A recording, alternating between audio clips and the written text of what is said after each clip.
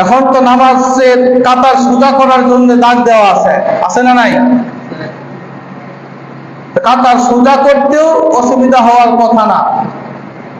নবীজির আমলে এরকম দাগ দেওয়া ছিল না। তখন নবীজি কাতার সোজা করার জন্য বলতেন, একজন আরেকজনের সাথে লাগা লাগা দাঁড়াও, কাঁধে কাঁধ মিলায় দাঁড়াও, পায়ের সাথে পা মিলায় দাঁড়াও।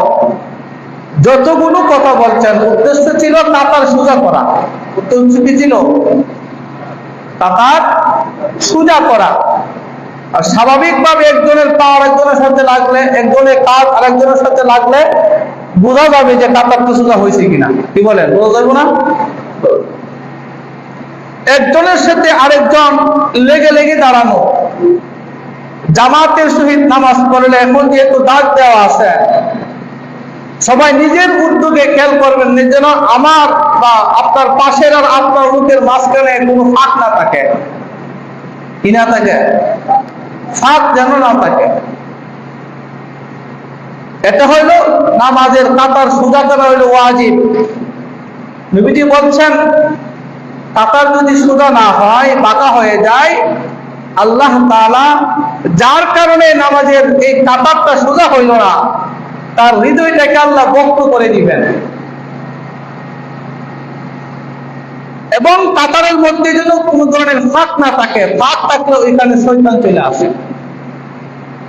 এই জন্য ফাঁক না রাখা, একজন আরেকজনের মাঝখানে কি না রাখা, ফাঁক না রাখা, এটা খুব গুরুত্ব সহকারে খেয়াল করেন।